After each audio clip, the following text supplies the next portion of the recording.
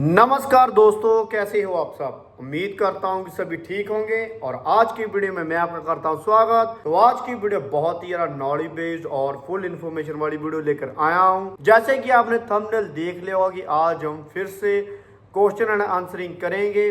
बहुत से क्वेश्चन ऐसे हैं जो लेटेस्ट अभी अभी मैंने ऐड किए हैं, जो कि आप लोगों के माइंड सेट को थोड़ा सा रिवील करेंगे। कईयों को होता है कि यार पता नहीं वीज़ा आएगा, कईयों को होता है कि यार अगर वीज़ा आ जाता है तो कोई मेरे को जाने में दिक्कत तो नहीं होगी। बहुत से ऐसे क्वेश्चन हैं जो मैंने अपनी ओर से भी ऐड किए हुए हैं और आप लोग ये तो क्वेश्चन मैं पिक करता ही हूँ। पहले मैं आपको एक बात जरूर बोलूँगा, अगर आप वीडियो देखते हो तो भाई वीडियो को लाइक और चैनल को सब्सक्राइब करके जरूर जाया करो, ताकि कोई भी अपडेट है आपकी ओर आ सके। और साथ में बेल आइकन होता है, उसको आप ऑल पर सेट कर लेना, ताकि आपको जितनी भी नोटिफिकेशन होगी वीडियोस की आपको मिल सके। और आप मुझे इंस्टाग्राम पर फॉलो करके वहां पर भी क्वेरीज जो है कर सकते हो। किसी भी तरह की क्वेरीज हो सकती है, जरूरी नहीं है कि आपने जस्ट एक स्लोवाकिया कंट्री को ही पिक करना है। अगर आपके माइंड में किसी और भी कंट्री के बारे में नॉलेज चाहिए तो आप मुझे इंस्टाग्राम पर डीएम कर लेना। फर्स्ट क्वेश्चन भाई ने किया है, भाई ने पूछा है जो पीसीसी होती है, पुलिस क्लीयरेंस सर्टिफिकेट होता है, वो कब उसकी जरूरत पड़ती है। क्या जब हमें वर्क परमिट आता है, जहां हमने एप्लीकेशन वगैरह फिलअप करनी होती है कंपनी को, तब नीड पड़ती है कि क्या जब हम एम्बेसी में जाते हैं, फेस टू फेस कहने का मतलब बायोमेट्रिक करवाने जाते हो, क्या तब नीड पड़ती है। तो भाई देखो, जो पीसीसी होती है, पहली बात तो जो पुलिस क्लीयरेंस सर्टिफिकेट होता है भाई, वो चलता है पासपोर्ट वाला, ठीक है। जो पासपोर्ट की ऑफिशियल वेबसाइट होती है उसके जरिए हम पीसीसी अप्लाई करते हैं, वो वाली पीसीसी चलती है। पहली बात तो ये माइंड में बैठा लेना, दिमाग से ये निकाल देना कि हमें जो है एक कैरेक्टर सर्टिफिकेट बनता है पुलिस स्टेशन से, भाई वो नहीं चलेगा, पीसीसी चलेगी पासपोर्ट वाली, ठीक है। और दूसरे नंबर पर जो पीसीसी होती है भाई, जब आप एम्बेसी में जाते हो बायोमेट्रिक करवाने के लिए, जितने भी डॉक्यूमेंट्स आपका एजेंट आपको देता है वो सब कुछ लेकर जब आप जाते हो तो उसके साथ में जो है आपकी पीसीसी लगती है, ठीक है। फॉर एग्जांपल मेरे को डॉक्यूमेंट मंगवाने हैं, जब मेरे एजेंट ने मेरे को कंपनी किसी से मेरे को डॉक्यूमेंट या वर्क परमिट कॉन्ट्रैक्ट कुछ भी लगा लो वो मंगा कर देना है, तो उसमें पीसीसी नहीं लगती। लेकिन जब मुझे वीज़ा लेने के लिए एम्बेसी में जाना पड़ेगा तब जो है पीसीसी लगती है। और पीसीसी 3 मंथ से ज़्यादा पुरानी नहीं होनी चाहिए, ठीक है। ये बात भी माइंड में बिठा लेना। बहुत क्वेश्चन इस टॉपिक को लेकर भी आए कि भाई मेरी जो पीसीसी है वो एक्सपायर हो चुकी है, क्या मुझे फ्लाई करने देंगे क्या नहीं देंगे। तो भाई आपको फ्लाई करने देंगे, लेकिन वो ये बात आपको बोल देंगे कि जब आपका टीआरसी कार्ड बनना होगा उस साइड जाकर, तो आपको पीसीसी जो है दोबारा से मंगवानी पड़ेगी। कभी कभार एयरलाइन ये बोल देती है, नहीं तो जब आप इधर आ जाते हो तो आपकी कंपनी जो है आपको बोल देती है कि आप जो है अपनी पीसीसी दोबारा से अप्लाई कर लें, ठीक है। अब बढ़ते हैं नेक्स्ट क्वेश्चन की ओर। और भाई ने क्वेश्चन किया है, भाई बोल रहे हैं कि स्लोवाकिया में भाई मैंने बेयर हाउस की जॉब के लिए अप्लाई किया है और कब तक वर्क परमिट आ सकता है, कोई आइडिया है तो मुझे बताएं। तो भाई देखो, मैंने बहुत बार वैसे तो आपको ये बात क्लियर कट आउट की हुई है कि जो वर्क परमिट, या आप उसको कॉन्ट्रैक्ट बोल लो, या आप उसे अप्रूवल लेटर बोल लो, भाई ये जो होता है प्रोसेस, ये एजेंट और कंपनी के बीच में होता है। अगर आपका एजेंट एक जेन्युइन तरीके से वर्क करता है तो भाई 20 से 25 दिन मानकर चलते हैं, जो आपको है कॉन्ट्रैक्ट या वर्क परमिट, जब आप उसको ऑफर लेटर बोलो वट एवर, ठीक है, वो आपको 20 या 25 दिन में कैरी आउट करके दे देता है। लेकिन जो मेन दिक्कत आती है भाई वो आती है बायोमेट्रिक में। कहने का मतलब है अपॉइंटमेंट जो डेट लेनी पड़ती है उसमें टाइमिंग लगती है। उसमें ना तो एजेंट कुछ कर सकता है और ना ही तो क्लाइंट कुछ कर सकता है। कंपनी ने मेल डालना होता है एम्बेसी को, और एम्बेसी जो है आपको बायोमेट्रिक की डेट बाय मेल, आपकी जो ऑफिशियल मेल कंपनी ने दी होती है उस पर फॉरवर्ड कर देती है। बस उसी की ही प्रॉब्लम आती है और किसी की कोई प्रॉब्लम नहीं होती। वर्क परमिट वगैरह जितने होते भाई 20-25 दिन में आ जाती हैं, ठीक है। अब बढ़ते हैं नेक्स्ट क्वेश्चन की ओर। और भाई ने क्वेश्चन किया है, भाई बोल रहा है कि हमारा जो कॉन्ट्रैक्ट है वो कंपनी के साथ 1 साल का हुआ है और वहां जाकर हमें सिर्फ हफ्ते में 2 दिन के लिए काम करने को मिलेगा, और सैलरी मंथ का कितना होगा, आप मेरे को कोई आइडिया बता सकते हो? क्या ये सब कुछ सच है, क्या झूठ है? मेरे को ये बताना कि क्या पूरा, मेरे को मतलब कि डाउट चल रहा है कि एजेंट शायद मेरे को कुछ झूठ बोल रहा है। ऐसा क्वेश्चन भाई ने पिक किया था। तो मैंने को लगा कि ये देखो, सबसे पहले मैं आपको ना एक बात बताता हूँ, जितने भी एजेंट्स आपको बोलते हैं ना कि भाई वहां पर जाकर आपको हफ्ते में 2 डेज के लिए काम करना पड़ेगा और उसके बिहाफ पर आपका TRC कार्ड बन जाएगा, या आप ये लगा लो कि आपको सैलरी अच्छी मिल जाएगी, तो भाई ये बात ना माइंड में से निकाल दो, ठीक है। अब देखो, एक आदमी जो है पूरे 5 डेज वर्किंग कर रहा है और दूसरा आदमी जो है 2 डेज वर्क कर रहा है। तो भाई एक आदमी को अगर 800-900 यूरो मिल रहा है पूरे मंथ का, तो आप खुद सोच सकते हो कि आपको 2 डेज वीक में कितना अर्निंग हो सकती है। भाई अगर मेरे से पूछोगे तो भाई मैं तो ये बोलूँगा 200 से लेकर 400 यूरो के बीच में, ठीक है। 200 यूरो से लेकर 400 यूरो के बीच में ही आपको जो है आपका पे स्केल वगैरह बनेगा। अगर आप सोचते हो कि इस बेसिस पर ऊपर आपका TRC कार्ड बन जाएगा, तो भाई मैं श्योर नहीं हूँ, क्योंकि 2 डेज वर्किंग में भाई मेरे को नहीं लगता आपको कोई कंपनी TRC कार्ड बनवा कर देगी, ठीक है। क्योंकि क्या होता है, जो प्रोसेस होता है ना TRC कार्ड का, उसमें हमारा टाइम भी काउंट होता है, वर्किंग हावर्स वगैरह भी अकाउंट होते हैं। ऐसे कभी नहीं होता कि आपकी काउंटिंग मैटर ही नहीं करे और आपको कंपनी TRC कार्ड बनवा कर दे दे, ऐसा कभी भी नहीं हो सकता। ये बातें जो है अपने माइंड में बिठा लें कि कोई भी कंपनी आपको 2 डेज के लिए 800-900 यूरो दे दे और ऊपर से TRC कार्ड भी बनवा कर दे दे, ऐसा कभी नहीं होगा। 2 डेज जो भी आपके वर्किंग में आएंगे भाई वो एक पार्ट टाइम जॉब मानी जाएगी, और उसके बेस पर अगर आप सोचो को TRC कार्ड मिल जाएगा, तो भाई मैं आपको ना ही बोलूँगा कि आप ना मानकर चलो कि नहीं बनेगा, ठीक है। 5 डेज वर्किंग आवर होने बहुत ज़रूरी है, ठीक है। अब बढ़ते हैं नेक्स्ट क्वेश्चन की ओर। नेक्स्ट क्वेश्चन भाई ने किया है, भाई बोल रहे हैं कि भाई अब मैसी में अपॉइंटमेंट मिलने के बाद फाइल कितने दिन में जमा होती है। तो भाई मैंने क्वेश्चन पिक तो करना नहीं था, लेकिन देखो यार थोड़ा सा माइंड लगाओ भाई। अगर आपको अपॉइंटमेंट डेट मिल गई तो भाई उसी डेट को आप जाओगे, उस डेट पर जाकर आप अपनी फाइल सबमिट करोगे और उसके बाद में वो आपको डेज बता देंगे कि इतनी तारीख को जो वीज़ा है, जो आपका पासपोर्ट है, आपके घर में आ जाएगा। तो भाई ये तो नॉर्मल सी बात है। पता नहीं क्वेश्चन है ना इतना लंबा चौड़ा, पता नहीं क्या यार डाला था, लेकिन मैंने बीच में से जो बात पकड़ी जस्ट ये ही है। मेरे को समझ में नहीं आया कि यार ये क्या कर रहे हो यार। आप अगर तो मेरे डेली वीडियोस देखते हो तो भाई ये क्वेश्चन का कोई मैटर नहीं होता। ये 5-6 बार क्वेश्चन जो था ना मेरे को रिपीट हुआ, तब मैंने इसको पकड़ा है। आप बढ़ते हैं एक और क्वेश्चन की, और सिमिलर से क्वेश्चन है, भाई ने क्वेश्चन किया है और भाई ने भाई ये बोला था कि भाई अगर हम फाइल वगैरह सबमिट कर देते हैं तो हमें जो भी वहाँ पर एम्प्लॉयर वगैरह बैठे होते हैं जो डेट बता देते हैं कि इतनी तारीख को आपका वीज़ा आ जाएगा।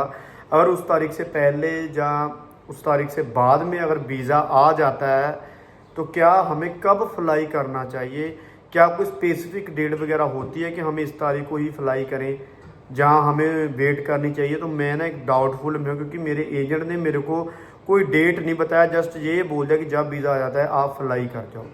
तो भाई देखो इस क्वेश्चन का बस एक ही आंसर दूंगा, जो आपके पास वर्क परमिट लगा लो, चाहे उसको वर्क कॉन्ट्रैक्ट लगा लो, कोई भी डॉक्यूमेंट्स वगैरह अगर आपका एजेंट आपको प्रोवाइड करता है जब आप जाओगे, तो भाई उस पर ना एक डेट मेंशन होती है कि आप इस तारीख को जो है काम वहां पर जाकर करोगे, ठीक है। और आप उस तारीख से पहले 1 वीक जहाँ 10 डेज जितना आपका मन करे आप पहले जा सकते हो, ठीक है। उस डेट से पहले अगर आप उस डेट के बाद में जाते हो, फॉर एग्जांपल मैं 2 मंथ्स के बाद जाता हूँ उस डेट के लिए, उसके डेट के बाद में, तो भाई वो मेरे को प्रॉब्लम करेगी। आप बस ये बात माइंड में बैठा कर रखनी है कि हमने वो डेट से पहले जाना है, बाद में नहीं। अगर आप बाद में जाते हो 2 मंथ्स लगा लो, 1 मंथ्स लगा लो, आप डिले हो जाते हो, तो भाई जो एयरलाइंस या इमिग्रेशन वगैरह होती है वो आपको ये बात ज़रूर पूछेगी कि ऐसा आप क्यों किया आपने, आपसे रीज़न पूछेगी और आपको रीज़न जो है इन रिटर्न फॉर्म में डॉक्यूमेंट्स के रूप में देना पड़ेगा, नहीं तो अदरवाइज वो आपको बैग भेज देगी कि रीज़न लेकर आओ, तब हम जो है फ्लाई आपको करने देंगे, ठीक है। नेक्स्ट क्वेश्चन भाई ने किया है, भाई बोल रहे हैं कि अगर भाई किसी की सैलरी 900 यूरो के पास होती है टैक्स और एक्सपेंसिव काटने के बाद में, तो क्या सैलरी कितने यूरो पड़ती है। तो भाई मेरे को पहले तो आपका क्वेश्चन ही नहीं समझ में आया। मेरे को लगता है कि आपने क्वेश्चन ये करना था कि अगर हमारी 900 यूरो सैलरी होती है और टैक्स वगैरह सब कुछ काट कर हमें कितने बचते हैं। अगर तो आपका ये क्वेश्चन है तो भाई देखो जितनी सैलरी भी आपको मिलती है कंपनी की ओर से टैक्स वगैरह काट कर ही आपको मिलती है। रही बात एक्सपेंसिव की, वो भाई आपके ऊपर डिपेंड करता है। अगर तो आपको कंपनी ने रेजिडेंसी दी है तो भाई वेल एंड गुड है, फिर तो आपको किसी भी तरह की कोई दिक्कत नहीं होगी। रही बात एक्सपेंसिव की, ग्रोसरी की, भाई वो आपके ऊपर डिपेंड करता है कि आप कैसा खाना पीना देखते हो, ठीक है। फॉर एग्जांपल अगर हम बिल्कुल बेसिक सा ग्रोसरी लगाने, बिल्कुल बेसिक जो घर में हम चलाते हैं, इंडियन कल्चर में चलता है जो भी खाना पीना, और उसके बिहार पर देखें तो भाई 100 से लेके 150 यूरो के बीच में जो है ग्रोसरी पर पर्सन पर मंथ की जो है हो जाती है। अब आप इस बात से खुद अंदाज़ा लगा सकते हो कि आप कितनी सेविंग जो है कर सकते हो। अगर मैं अपनी बात करूं तो भाई जब मैं स्टार्टिंग में आया था तो भाई मेरी जो सेविंग थी 500 से लेकर 600 यूरो के बीच में चलती थी। बाकी जो थी भाई मेरी ग्रोसरी थोड़ी एक्सपेंसिव थी, ठीक है। रेजिडेंसी जो थी वो हम लोगों ने अलग से ली थी, हमने कंपनी की रेजिडेंसी नहीं ली थी। थोड़ा जिम वगैरह जाते थे तो भाई उसकी वजह से जो था सेविंग जो थी 500 से लेकर 600 यूरो के अराउंड में चलती थी, ठीक है। अब बढ़ते हैं नेक्स्ट क्वेश्चन की ओर। भाई ने क्वेश्चन किया है, भाई बोल रहे हैं कि अप्रैल में मेरे को 2025 में वर्क परमिट तो भाई एजेंट ने दिलवा दिया था, लेकिन जो अब प्रॉब्लम मेन आ रही है भाई वो अपॉइंटमेंट डेट में आ रही है, और एजेंट मेरे को बोल रहा है कि मिल जाएगी, लेकिन भाई समझ में नहीं आ रहा कब मिलेगी, क्या रीज़न हो सकता है मेरे को डेट ना मिलने का। तो भाई देखो, मैंने एक अपने चैनल के ऊपर वीडियो डाला था जिसमें मैंने बोला था कि जो स्लोवाकिया की एम्बेसी है उसने 4 डेट्स निकाली थी जिसमें हम मेल डालेंगे और उसके ज़रिए हमको अपॉइंटमेंट की जो है डेट एम्बेसी की मिलेगी। अब उसमें से काफ़ी तो निकल चुकी है, लेकिन अब बची पड़ी है अगस्त की और जुलाई की, ठीक है। आज मैं वीडियो बना रहा हूँ, शायद आज या कल की डेट थी, पता नहीं 7 जुलाई था कि पता नहीं 8 जुलाई था, अब मेरे को मेरी एग्जैक्ट याद नहीं है। 1 जुलाई की बची हुई है और 1 अगस्त की बची हुई है। अब आप अपने एजेंट को बोलो कि भाई आप कंपनी से बात करके मेरी जो मेल है उनको बोलो कि मेरे को भी मतलब कि ऐड करें। 50 लोगों की एक साथ कंपनी मंगा सकती है जो भी अपॉइंटमेंट डेट के लिए। उनको आप बोलो कि भाई मेरा भी, उनको कहकर आप मेरी अपॉइंटमेंट की डेट जो है दिलवा दें, ताकि आपको और वेट ना करनी पड़े। अगर हम सोचते हैं कि भाई अगस्त के बाद में कोई अपडेट आएगी तो भाई 100% मैं श्योर हूँ कि उसके बाद में भी कोई ना कोई अपडेट जरूर ऐसा आएगा जो अपॉइंटमेंट डेट हमको मिलेगी। क्योंकि क्या हो रहा था भाई, बहुत बिगेस्ट लेवल पर स्कैम चलने लग गया था और एम्बेसी में रश इतना ज़्यादा हो गया था कि जो एम्प्लॉयर थे भाई उनको खुद में वो समझ में नहीं आ रहा था कि कैसे हम लोगों को हैंडल करें। अगर हम एज आ इंडिया बेस पर ही देखते हैं तो भाई हमारे पास 3 सेंटर हैं, मुंबई, बेंगलोर और न्यू दिल्ली वाला, ठीक है। और इन तीनों में इतना ज़्यादा रश हो गया था, उनके पास इतने एम्प्लॉय नहीं हैं, तो जिसकी वजह से उनको ये स्टेप जो था फॉलो करना पड़ा था, ठीक है।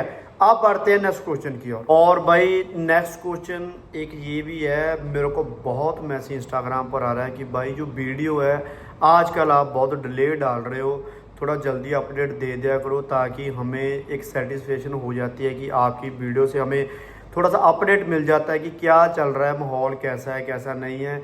तो भाई मैं आपको एक ना बात बताता हूँ, मैं थोड़ा सा बिजी चल रहा था, मैंने सभी वीडियो में ऑलमोस्ट बोला हुआ है। मैं स्पेन में गया हुआ था, स्पेन में मैंने अपने थोड़े फ्रेंड सर्कल में मिलकर आया हूँ, थोड़ा फैमिली में जाकर आया हूँ, तो मैं फिर से अभी स्लोवाकिया में आ गया हूँ।